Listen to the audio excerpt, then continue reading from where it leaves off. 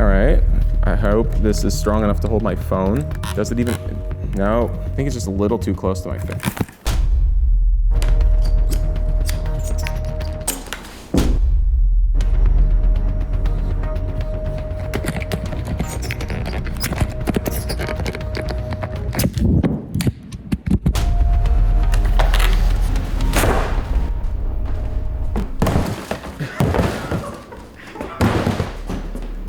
See you in hell, helmet. Looky here, I'm making this head rig and I've designed it in CAD. CAD stands for Computer Aided Design. With CAD, I can visualize what something's going to look like before I even start to build it. Sometimes it's wiser to not reinvent the wheel. If there's a head strap that already is really well designed, just use the existing design. This is like one of the most secure ways you can put something on your head. It fits like a hat and then you can squeeze it to your head. This is really comfortable.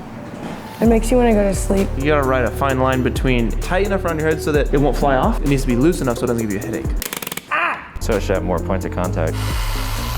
Sweet. The challenge comes interfacing things that you designed with pre-existing designs. Sometimes they don't fit together exactly as you intended. Look at that. That's wonderful. There's a gap here, so I need some EVA foam.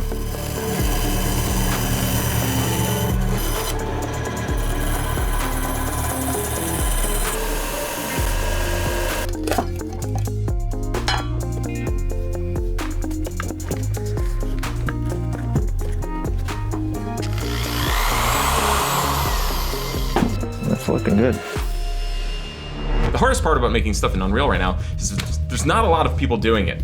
So when it comes to wanting to figure something out, it becomes a very iterative process. Video game characters react, that's a traditional animation workflow. You start with audio and then you make the picture match it. So I made the Local Zero project trailer. The body was way more expressive because it was me saying stuff and moving at the same time. I did the face at the end. Oh, maybe I'll just do the face later. After that, I made the VR meditation space for Clint. That was the first time we had tried putting all the stuff together. But the thing is that the more things you start trying to do at the same time, the more likely something's gonna fail and then screw up everything else. We're being held back every step of the way, just with new problems we didn't expect.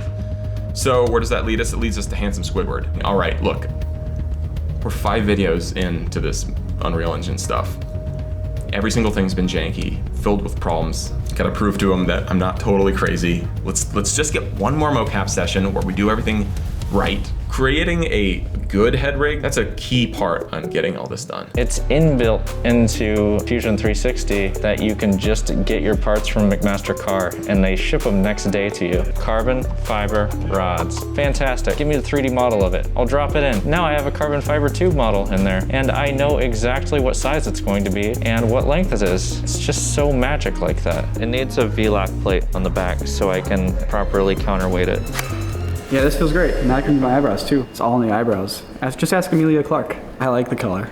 Quarter digital colors. Yeah, this is great. This gets the job done just fine. And there you have it. It's a completed facial capture rig that went perfectly the first time and nothing ever went wrong. No, Daniel, ignore it. This is the Corridor Digital facial capture rig. I nailed it the first time and no, everything went perfectly fine. You're not gonna make this a story about failure. This is my pile of failure. This isn't even all of it. There's about twice as much of this. Sometimes it's just like the holes are too far apart.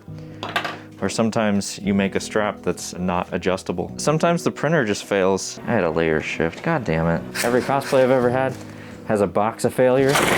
A lot of the things that you first start making are gonna look like garbage, and it's okay. Obviously you don't want to fail, you don't want to make something crappy or bad, but you don't have to release a video just because you finally perfected it. You can release a video that is a little janky as long as it still communicates your idea, or at least communicates the struggle to make something perfect. These are all failed prototypes. I used all of these to get to my final design. It took 5 videos to get that sweet little sample. The scene where Squidward introduces the video, that's a full performance capture. That's me wearing the suit, head rig, finger tracking gloves, recording my voice, all synced up. It's smooth, we got there. Things in the physical world are weird because you can't just Control Z, so you have to constantly fail and experiment. You have to embrace the jank if you want to overcome it. You need to be comfortable with iterating, comfortable with trial and error. Yeah, I could figure this out in a black box alone if you gave me a year. But the problem is that I would come out of it with only one thing to show instead of 10. The most important step a person can take is the next one. You get knocked down, get back up, just keep going. Every iteration leads us closer to actually making Local Zero, which I'm super excited for still. Iteration makes better art. Eventually, it's gonna come to a point where you're reliably making cool stuff every single time. The greatest teacher,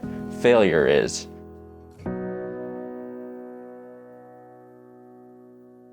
Well, now we have 2 of them, so we can live in the future. Hey Siri, FaceTime Ren. Making a FaceTime call to Ren Whiteman. Hey Ren, how you doing, buddy? Hi. It's been so long. Yeah. It's been so long since I've seen you. Yeah, I miss you. Let's get some lunch sometime. How is it like, what's it like doing FaceTime in the future?